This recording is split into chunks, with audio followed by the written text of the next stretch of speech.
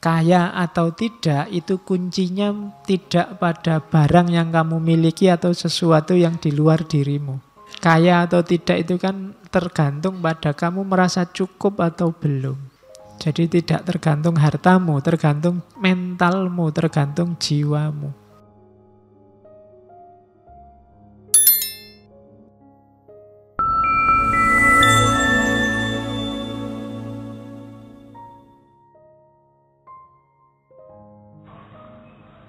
Oke, bismillah.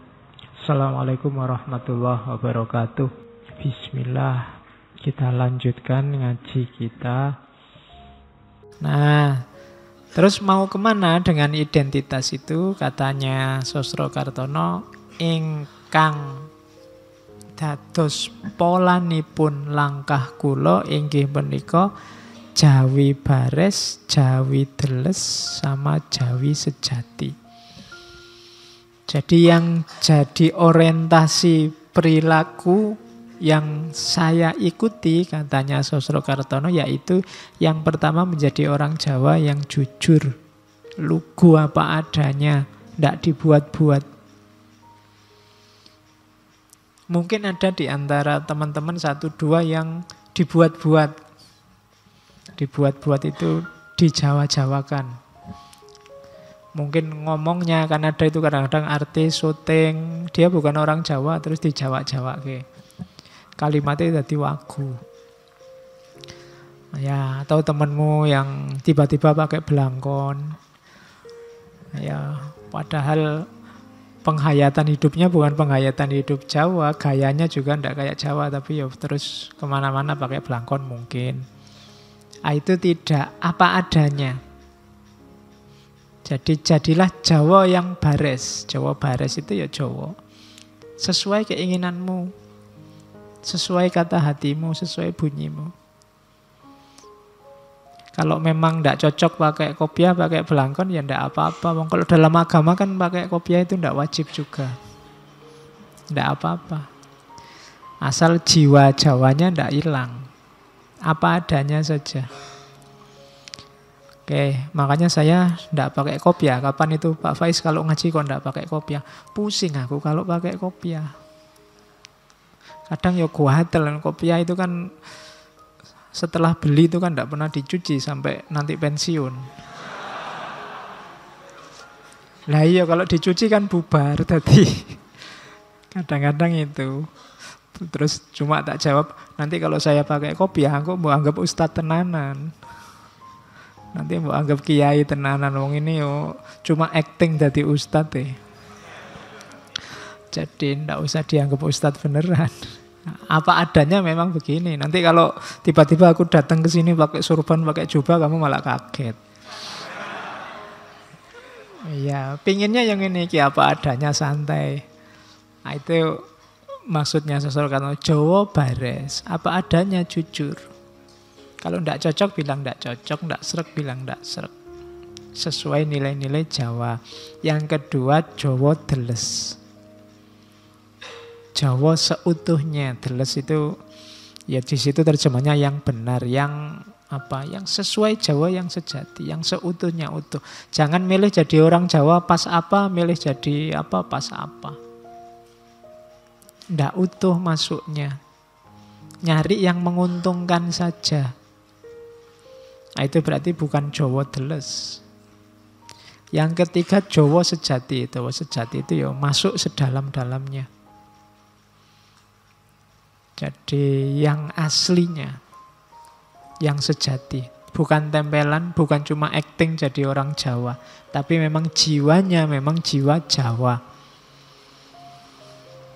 Jawa itu kan peradaban yang apa? Yang termasuk peradaban tua, apalagi kalau kamu ngitungnya sampai sekitar 200 ribuan tahun sebelum Masehi. Kayak ceritanya Plato itu kan mungkin letaknya tidak jauh-jauh dari Indonesia ini. Kalau dilihat dari geografisnya, peradaban namanya Atlantis. Yang itu habis karena bencana alam ketika gunung berapi jejer-jejer itu mulai dari ujung barat sampai ujung timur meletus bareng zaman itu. Terus peradabannya habis, padahal itu ceritanya peradaban Jawa zaman itu peradaban yang luar biasa. Katanya Plato, meskipun Plato nggak nyebut nama Jawa. Tapi beberapa ilmuwan meneliti secara geografis mungkin itu Jawa. Kalau ilustrasinya Plato, majunya Atlantis zaman dulu itu ngalah-ngalahi dunia modern hari ini. Zaman dulu ada listrik, tapi listriknya ndak pakai daya alam, pakai daya manusia. Daya mentalnya manusia yang bisa mengendalikan energi, kemudian bisa melahirkan listrik. Lu jangan salah, cerita-cerita orang sakti itu kan dulu begitu-begitu. Jadi ada orang yang ditembak ndak mempan, itu ada bener. Kan ada cerita pesawatnya Belanda cuma dituding saja, jatuh loh. Bayangkan kamu sekarang bisa begitu. Iya, kamu bolak-balik nuting-nuting kamu mesti. Zaman dulu kesaktian-kesaktian itu ada. Jadi orang untuk menguasai alam itu tidak terlalu tergantung faktor eksternal, tapi daya dalam dirinya bisa dieksplor. Mungkin sangat banyak daya dalam diri kita yang tidak terpakai. Epistem kita mungkin agak salah, karena yang kita elaborasi habis-habisan itu cuma akal sama panca indera. Dunia-dunia, dimensi-dimensi di luar itu tidak tergarap. Padahal orang timur harusnya tidak concern ke sana. Orang timur itu concernnya ke bagian-bagian intuisi, naluri, nurani, imajinasi, dimensi-dimensi itu. Cuma ilmu kita sekarang kan jadi barat semua. Akhirnya ya fokusnya kalau ndak yang rasional ya yang ada bukti fisiknya. Sehingga kita banyak tergantung pada yang di luar diri kita. Zaman dulu kan kalian sukar membayangkan gimana ya bisa menaklukkan kemana-mana tapi jalan kaki. Naik kuda, bisa nguasai Nusantara, itu kan gak nyambung bayanganmu. Tapi orang dulu bisa. Itu kan berarti mereka punya power yang lebih untuk menaklukkan alam, mengelaborasi diri mereka sendiri. Kayak ceritanya silat-silat itu kan begitu. Ada orang bisa lari cepat, bisa kan gitu, jalan di atas air. Zaman dulu yang sakti-sakti tidak cuma wali, penjahat-penjahat juga bisa. Digdaya banyak. Kan ada yang ceritanya zaman saya kecil, ada cerita ada maling yang kalau masuk ke rumah dia tidak butuh nyongkel jendela. Pokoknya ada cahaya dari dalam rumah, keluar rumah dia bisa masuk lewat cahaya itu. Masuk ke dalam rumah. Lu gak nyampe pikiranmu kan? Seandainya kamu bisa gitu enak. Kalau pulang ke kos-kosan dikunci bapak kos, kamu tinggal masuk lewat cahaya. Lu zaman dulu begal-begal yang sakti-sakti itu bisa macam-macam, gak usah nunggu wali. Bayanganmu yang bisa gitu-gitu kan wali. Tapi ceritanya enggak. Banyak kisah-kisah kesaktian. Itu kan berarti sebenarnya kita sedang degradasi kemampuan kita untuk mengelaborasi daya-daya kemanusiaan itu. Di antara lain yang ada dalam peradaban Jawa ini.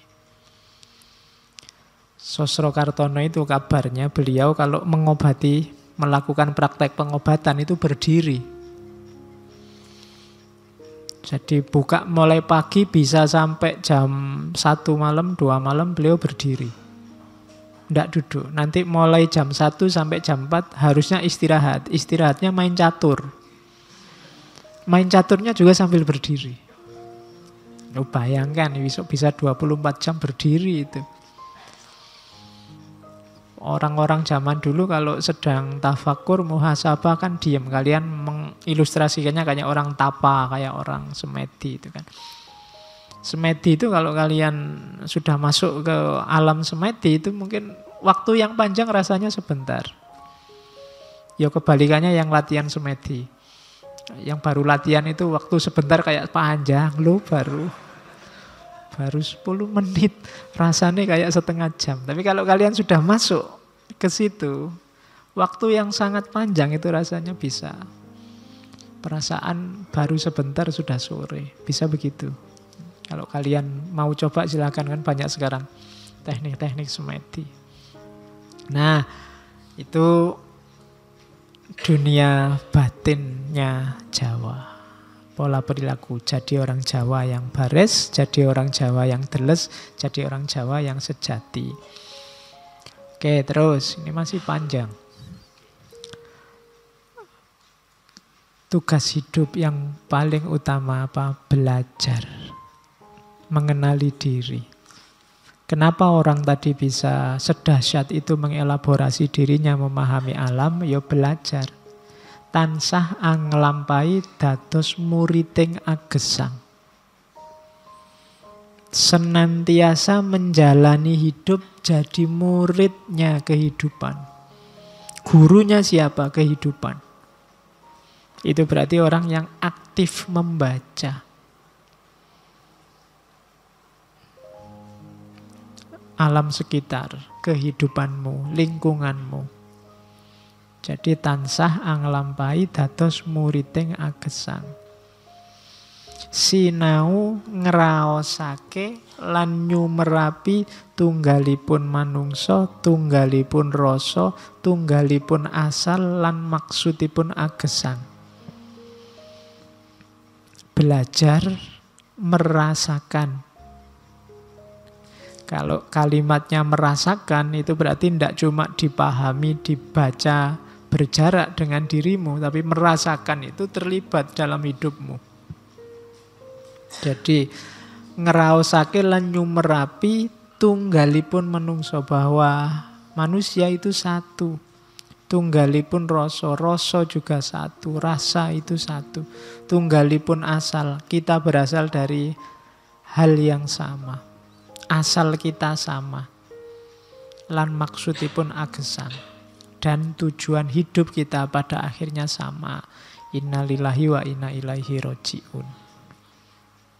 Jadi untuk bisa Jawa bares, Jawa deles, Jawa sejati, pertama-tama kita harus mau membaca, mau belajar. Bergurulah kepada alam semesta sekelilingmu.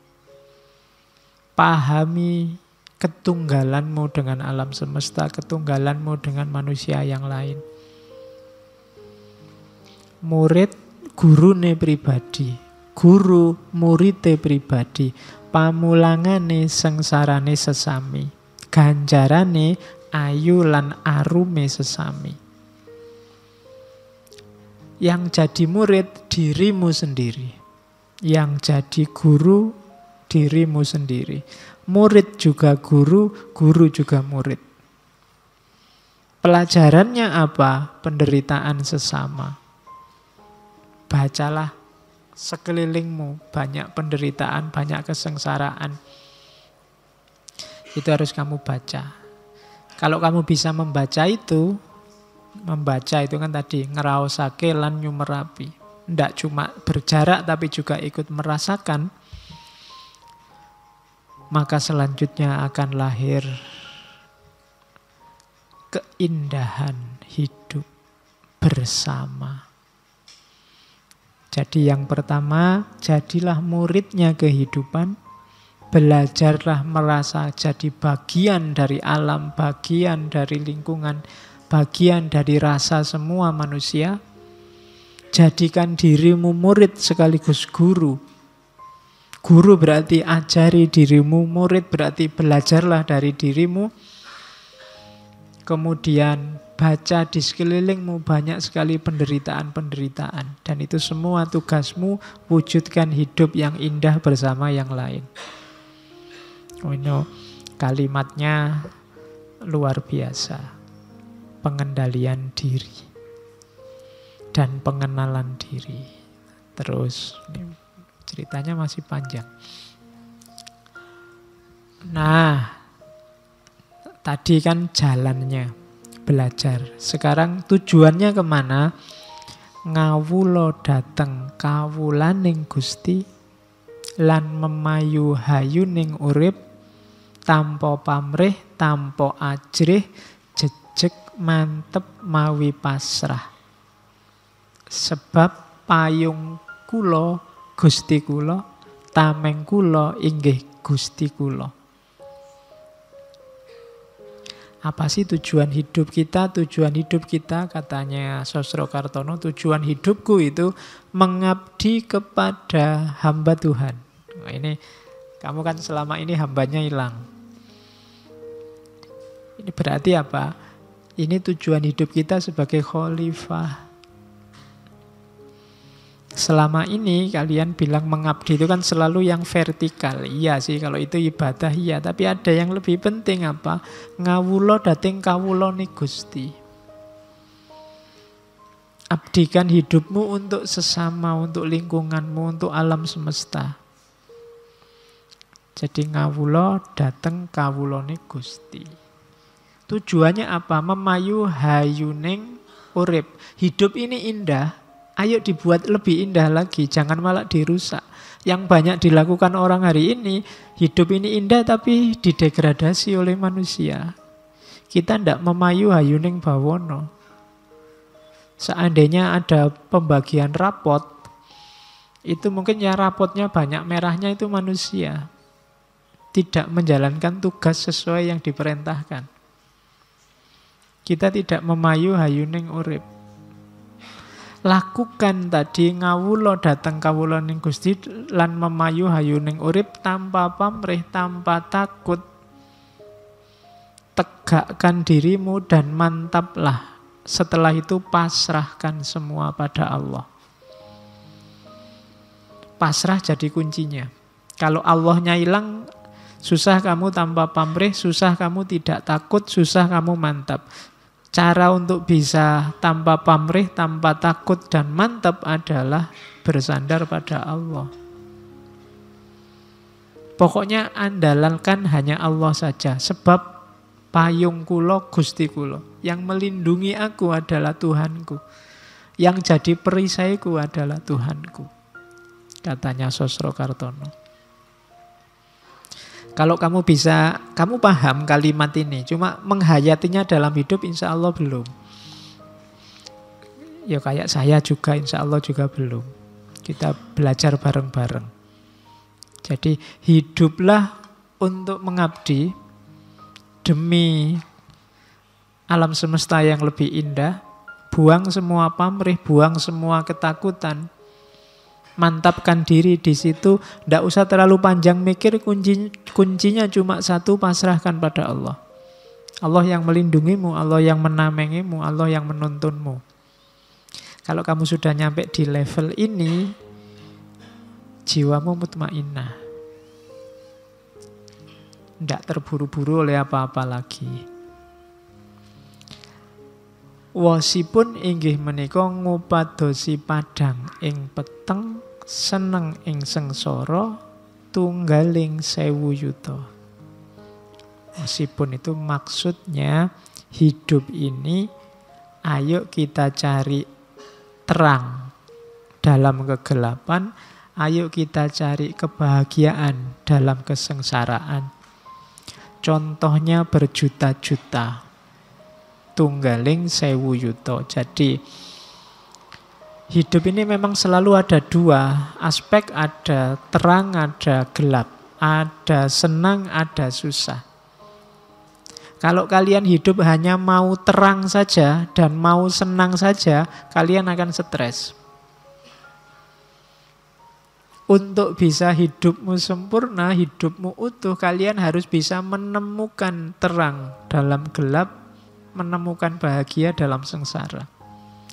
Ya kalau terangnya sendiri otomatis kalian bisa sudah menjalani. Bahagia kalian bisa menjalani. Biasanya orang tidak siap itu ketika gelap dan ketika sengsara. Tapi kalau kalian bisa menemukan terang dalam gelap dan menemukan kebahagiaan dalam kesengsaraan, hidupmu utuh bahagia. Oh, itu diomongkan gini enak ya, lancar ngono, cuma dijalani susah. Iya. Jadi sisi gelap hidupmu apa? Coba kamu renungi, di situ ada titik-titik terangnya. Tidak ada gelap yang total gelap. Kadang-kadang kalau pakai bahasa ilmu, hikmahnya selalu saja ada. Di balik kesedihan-kesedihanmu, itu juga Di situ banyak bahagia-bahagia terselip yang kamu tidak sadar. Ada enaknya, atau yang sebenarnya itu enak tapi kamu tidak sadar bahwa itu enak. Pak, saya kuliahnya di DO, Pak. Itu kan gelap sengsara. Loh, tapi ada terangnya itu. Alhamdulillah ya, kamu harus bersyukur loh. Sekarang tidak ada yang ngejar-ngejar lagi. Tidak diwajibkan bikin makalah. Kamu bisa bebas sesuai keinginanmu. Sudah nggak ada yang ngatur-ngatur kamu lagi. Itu kan menemukan ada titik-titik terangnya. Pak, saya sampai umur segini kok jomblo terus ya Pak. Tidak ada anunya. Itu kan bagimu gelap. Loh enggak, itu justru terang.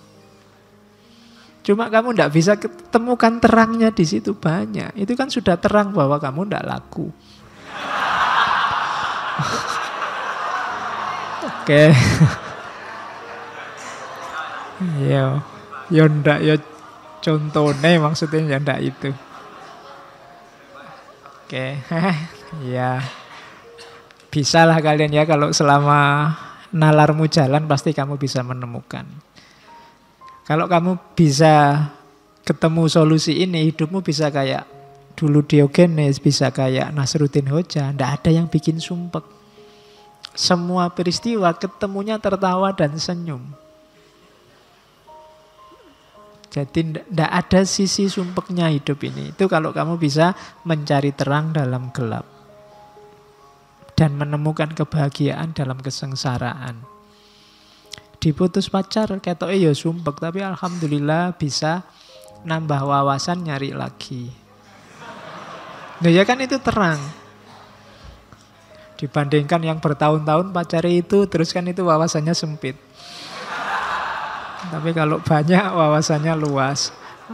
Nah, itu menemukan terang dalam gelap. Oke, ya kamu kalau dicontohin ngono melek. Oke, serius lagi. Terus. Nah, ada prinsip dalam hidup kejawen. Yang pertama, harus diingat memang dalam Jawa itu fokusnya lebih pada ke batinnya. Jadi batin itu nanti wujud fisiknya adalah budi, akhlak.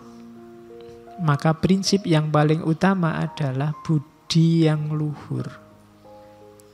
Jadi akhlak yang luhur. Angluhuraken bangsa kita, tegesipun anyebar winih budi jawi. Gampilaken margining bangsa ngupaya papan panggesangan. Meluhurkan bangsa kita. Maksudnya menyebarkan benih budi Jawa, akhlak Jawa. Akhlak Jawa itu sebenarnya ya sama saja dengan akhlak Islam. Akhlak, level batin itu sifatnya lebih universal. Sebarkan ini. Demi apa? Keluhuran bangsa. Peradaban kita akan luhur. Kalau kita akhlaknya luhur, budinya luhur, ya peradaban kita, bangsa kita akan unggul. Jadi itu jalan paling gampang. Kalau bangsa kita sudah unggul, hidup kita akan lancar. Ngupaya papan panggesangan. Jadi keluhuran sebuah bangsa kuncinya ada pada akhlaknya, ada pada budinya. Bukan pada yang lain. Mungkin secara ekonomi kita memprihatinkan, secara politik memprihatinkan, olahraga tidak menang. Nah, kuncinya memang tidak apa-apa di situ, tapi jangan kalah di satu aspek. Akhlak sebagai bangsa. Kalau akhlaknya sudah rusak, akhlaknya sudah jelek, olahraga menang, itu mungkin rasanya jadi hambar. Kayak kamu bal-balan terus ada tawuran. Tawuran itu kan cermin akhlak. Sampai ada yang tewas, itu kan menangnya sepak bola tidak ada nilainya sudah. Juara umum kok curang, itu juga tidak ada nilainya. ekonominya luar biasa, orang kaya banyak, GDP-nya tinggi, tapi terkenal sebagai bangsa yang curang, culas, suka menyakiti bangsa lain, penjajah. Itu ya sebagai bangsa dia jatuh derajatnya. Jadi kuncinya bangsa itu ada di budi luhur, ada di akhlak. Yang pertama itu. Kunci kedua, peduli sesama. Semakin egois manusia di satu bangsa, semakin susah dia untuk maju. Jadi rasa peduli itu harus ada. Hari ini kan kita banyak saling cuek. Banyak orang menyarankan biar tidak sering-sering konflik, solusinya saling cuek. Ini bahaya malahan. Gitu loh. Solusinya bukan saling cuek, tapi saling memahami, saling mengerti. Kalau itu yang saya bawa itu contoh bagaimana beliau Sosrokartono ini, kalau mau dia bisa jadi orang kaya, mungkin karirnya bisa cemerlang, cuma dia milih mengabdikan dirinya di dunia pengobatan alternatif. Kenapa? Dia tidak kuat melihat bangsanya banyak yang menderita. Ageng alit sami sambat lan tangisipun dateng ulun memelas angrentahaken luh lan manah, dan seterusnya. Bisa kalian baca. Tua muda mengadu dan menangis padaku, memelas, membuat air mataku menetes pilu. Berat, sangat berat dijadikan tempat mengadu orang banyak. Lebih berat lagi kalau keluhan mereka saya masukkan rasa dan batin. Keluar lagi air mata di hatiku, teringat umat manusia yang sedang menanggung susah dan derita. Rasanya saya tidak mampu makan, tidak mampu minum. Teringat orang yang sakit, orang kelaparan begitu banyaknya. Hilang, sirna perasaan susah yang kurasakan, memandang kesusahan orang lain. Lebur susah dan sakit diri pribadiku dalam samudra sakit dan susahnya umat manusia. Jadi ini jiwanya selalu mengeluarkan air mata melihat penderitaan orang lain. Itu yang membuat beliau sudahlah meninggalkan gemerlap dunia politik, gemerlap dunia kekayaan, kemudian menapak ke jalan spiritual, dunia pengobatan. Beliau ini dikenal kalau ngobati medianya cuma air. Hanya pakai air. Karena memang sejak awal punya kekuatan khusus tadi. Oke, sekarang intinya. Kalimat ini pasti sering kalian dengar. Kapan-kapan kalau ada yang mau ziarah ke makamnya Sosrokartono di Kudus, silahkan, makamnya ada di Kudus. Di sana juga ada yang suka baca-baca, di dekat makamnya itu ada semacam perpustakaan, tapi banyak juga buku-buku tentang beliau yang dijual. Jadi teman-teman yang ingin koleksi bukunya boleh ke sana. Ada banyak kalimat di seputar makamnya. Kalau yang 4 ini kelihatannya ada di sisi kiri. Kalau sini kiri ya, kirinya nisan. Jadi kan itu ada cungkupnya itu, nanti di bagian kiri ada tulisan ini. Sugih tampo bondo, digdoyo tampo aji, ngeluruk tampo bolo, menang tampo ngasoraken. Jadi ini insya Allah sering kalian dengar kalimat ini dari Sosrokartono sebenarnya. Sugih tampo bondo kalian sudah paham. Jadi kekayaan, kaya tapi tanpa ada harta yang berlimpah. Jadi kaya atau tidak itu kuncinya tidak pada barang yang kamu miliki atau sesuatu yang di luar dirimu. Kaya atau tidak itu kan tergantung pada kamu merasa cukup atau belum. Jadi tidak tergantung hartamu, tergantung mentalmu, tergantung jiwamu. Hari ini juga, detik ini juga kamu sudah boleh mengklaim diri jadi orang kaya. Nggak usah nunggu besok kalau sudah ngelamar PNS dan diterima. Jadi itu rasa kok. Oh saya sudah kaya kok Pak, saya mau apa-apa sudah cukup. Nggak harus utang-utang ke yang lain. Wong saya butuh saya sehari paling kopi sak gelas, rokok 2 batang, kemudian sing penting ada makanan apa saja masuk. Kalau ndak ada ya nebeng temen yang masak. Misalnya, saya ndak butuh sehari ndak makan saya ndak apa-apa Pak. Misalnya itu. Jadi saya ndak butuh apa-apa lagi dalam hidup. Itu sudah jiwa yang kaya itu. Dibandingkan yang hartanya banyak tapi masih sumpek, masih kurang ini, kurang itu, masih butuh buka cabang di sana, masih butuh kawin lagi, masih butuh. Enggak. Itu namanya belum kaya. Jadi untuk jadi kaya itu kamu enggak butuh bondo. Yang dibutuhkan jiwamu. Sudah selesai apa belum? Jadi itu rumus pertama. Yang kedua, digdaya tanpa aji. Digdaya tanpa aji itu antara lain itu. Ajinipun inggih boten sanes namung aji tekad, ilmunipun ilmu pasrah, rapalipun adiling Gusti.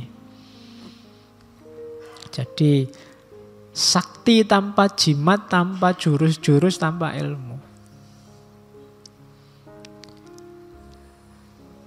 Kesaktiannya apa? Tekad yang kuat. Ilmunya apa? Pasrah. Mantranya apa? Rapalnya apa? Keadilan Tuhan. Tanpa harus punya jabatan, tanpa harus punya kuasa, tanpa harus punya relasi.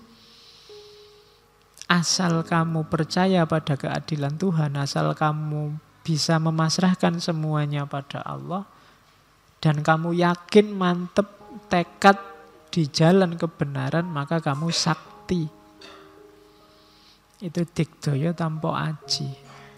Tanpa harus kamu belajar di perguruan silat, tanpa harus kamu ikut nyepi, tirakatan, macam-macam. Asal kamu punya 3 jurus itu, tekad, pasrah, dan percaya akan keadilan Tuhan, maka kamu orang yang digdaya. Kamu orang yang sakti. Kamu akan bisa menghadapi apa saja. Meskipun tanpa aji. Terus yang ketiga, ngeluruk tanpa bolo. Menyerbu orang. Menyerbu musuh tanpa pasukan. Taklukkan musuhmu, serbu dia, tapi tidak usah bawa pasukan. Yang dibawa apa? Angluruk tanpa bolo, tanpa gaman, bedah tanpa perang, tanpa pedang. Ingkang kula dalaken dadi tekad pamrih nanging tekad asih. Dengan apa? Dengan cinta, kasih sayang, kepedulian. Guyur orang dengan kepedulian, dengan cinta, dengan kasih sayang. Lama-lama dia akan takluk. Itu nyambung dengan kalimat keempat, menang tanpa ngasoraken. Kamu akan menang tapi musuhmu tidak merasa terhina. Kenapa? Kamu menyerangnya tidak dengan bolo, tidak dengan pasukan, tidak dengan relasi, tidak dengan kekerasan. Tidak dengan jalur yang jelek. Kamu serang dia dengan yang baik-baik. Kamu serang dengan cinta, kamu serang dengan kasih sayang, kamu serang dengan kepedulian, kamu serang dengan kebersamaan, dengan rasa. Maka dia akan takluk, kalah, tapi tidak merasa terhina. Menang tanpa ngasoraken. Kalau ada temanmu usil terus ke kamu, balaslah dengan yang baik-baik, lama-lama dia akan kalah, nyerah. Tapi tidak merasa terhina. Tapi kalau kamu balasnya dengan kekerasan yang sama, keusilan yang sama, ya siapa yang kalah akan merasa terhina, direndahkan. Dalam hidup begitu. Pemilu hari ini perlu pakai rumus ini. Kalau perlu ngeluruk tanpa bolo, tidak perlu pasukan kampanye yang besar-besar. gerakan kampanyenya kemana-mana pakai jurus kepedulian, cinta, kasih sayang, saling berbagi. Sehingga nanti siapapun yang kalah tidak akan terhina. Itu perlu kalian pelajari lebih dalam lagi. Kalau ini ada di makam bagian kanan kelihatannya. Sisi makam yang kanan. Jadi terima mawi pasrah, suwung pamrih tebih ajrih, langgeng tan ono susah tan ono seneng, anteng manteng sugeng jeneng.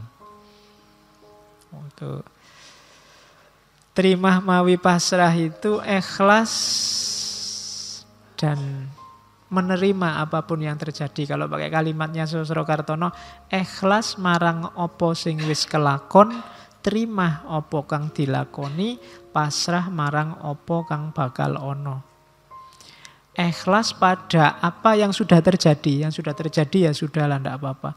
Terima opo kang dilakoni, menerima apapun yang sekarang sedang terjadi. Dan pasrah terhadap apapun yang nanti akan terjadi. Yang sudah terjadi ikhlaskanlah, yang sedang terjadi terimalah, dan yang akan terjadi pasrahkanlah. Itu kuncinya hidup. Terima mawi pasrah. Untuk ke sana kita butuh suwung pamrih tebih ajrih. Dua hal yang harus kita perhatikan, hati-hati, tidak boleh ada pamrih, tidak boleh ada ajrih. Ajrih itu ketakutan-ketakutan. Kenapa ada orang korupsi? Karena dia takut miskin, takut tidak bisa mungkin ngasih nafkah keluarganya sesuai yang diinginkan, takut. Ada ketakutan-ketakutan. Kenapa mahasiswa sampai ujian nyontek? Takut tidak lulus. Takut IP-nya jelek, takut DO, takut. Ketika orang takut, dia tidak akan bisa ikhlas, tidak akan bisa pasrah. Masih ada banyak ketakutan. Apalagi ada banyak pamrih. Pamrih itu ya keinginan selain Allah. Kalau ikhlas itu kan satu-satunya yang diinginkan hanya Allah. Selama masih ada pamrih dan masih ada ajrih, orang tidak bisa ikhlas mempersembahkan segalanya hanya demi Allah saja. Suwung pamrih tebih ajrih. Kalau sudah bisa dua yang atas, maka langgeng. Tan ono susah, tan ono seneng. Hidupmu akan mutmainnah, stabil. Jadi tidak susah, tidak senang. Akhirnya apa? Kalau hidup yang stabil itu anteng, manteng, sugeng, jeneng. Kalian akan tenang, fokus, sejahtera, sugeng, senang, bahagia, dan jeneng. Jeneng itu bertahta, bermartabat.